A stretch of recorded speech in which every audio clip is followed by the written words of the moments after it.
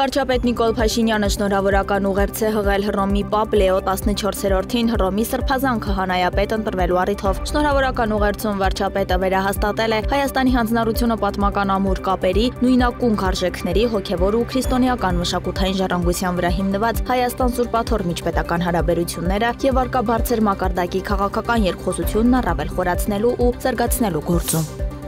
Փոխվարչապետ Մեհեր Գրիգորյանն ընդունել է Եվրոպական հանձնաժողովի ընդլայնման եւ արևելյան հարևանության հարցերով գլխավոր տնօրինության ղեկավար Գերտ Յան Կումպմանի գլխավորած պատվիրակությանը։ Քննարկել են տարածաշրջանում ապաշրջափակմանը եւ կապակցվածության ավելացմանը վերաբերող, մասնավորապես Հայաստանի կառավարության խաղաղության խաչմերուկ նախաձեռնության իրականացման հետ կապված հարցեր։ Կողմերը կարևորել են Եվրոպական միության հարավային Կովկասի եւ ասիական տարածաշրջանների միջև տնտեսական, տրանսպորտային, էներգետիկ եւ մալուխային կապերի ընդլայնման անհրաժեշտությունը։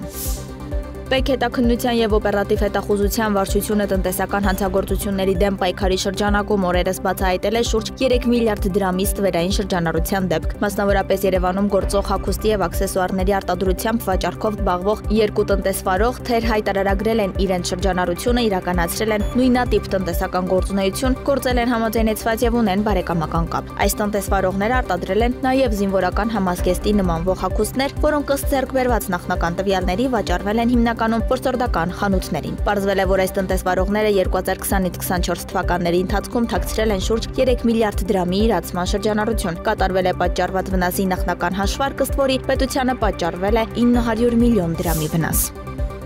ԿԳՄՍ նախարարությունը հայ-ֆրանսիական մշակութային միությունը Երևանի Ալեքսեյ Հեքիմյանի անվան երաժշտական դպրոցը հայտարարում են մրցույթ։ Քույր դպրոցներ ծրագրի շրջանակում 2025 թվականի հոկտեմբերին Ֆրանսիայի Լիոն եւ Վալանս քաղաքներում կայանալիք Հայաստան-Ֆրանսիա համատեղ համերգաշարի մասնակցության նպատակով ԿԳՄՍ-ի փոխանցման փլուզումներին կարող են մասնակցել Հայաստանի երաժշտական եւ արվեստի դպրոցների դաշնամուր, ջութակ, փողային գործիքներ, ազգային նվագարաններ, մեներգություն։ Մասնակցության համար անհրաժեշտ է մինչեւ մայիսի 23-ը ներկայացնել տեսաձայնագրության առցանց հղում։ Տեսաձայնագրության տևողությունը պետք է լինի ոչ պակաս, քան 7 րոպե։ Կատարվող ծրագիրը ազատ ոճի ստեղծագործություններ։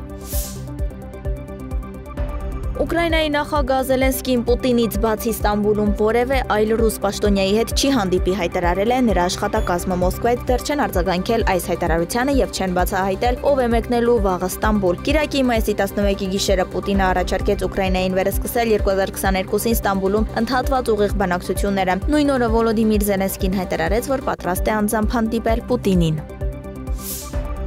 Մեքսիկայում նախընտրական միջոցառման ժամանակ գնդակահարել են իշխող կուսակցության քաղաքապետի թեկնածուին, զոհվել է 5 մարդ, այդ թվում նրա դուստրը։ Այս մասին գրում է CNN-ը, հարձակումը հաստատել է նահանգի իշխանությունը։ Սա Վերակրուսում թեկնածուի արդեն երկրորդ նման սպանությունն է հունիսի 1-ին նշանակված ընտրություններից ընդամենը մի քանի շաբաթ առաջ։ Միացյալ Նահանգների նախագահ Դոնալդ Թրամփը մեկնարկել է նախագահության երկրորդ ժամկետի իր առաջին խոշոր միջազգային ուղևորությունը, որի ընթացքում նա կայցելի Մերձավոր Արևելքի մի քանի երկիր։ Էրիադում նրան դիմավորել է գահաժառանգ արքայազն Մուհամմեդ բին Սալման Ալ Սաուդը, ավելի ուշ նախատեսվում է նրանց պաշտոնական հանդիպումը։ Այնուհետև Թրամփը ելույթ կունենա ԱՄՆ Սաուդյան Արաբիա ներդրումային համաժողովում, որտեղ նախատեսվում է նաև ամերիկացի միլիարդատեր Իլոն Մասկի ելույթը։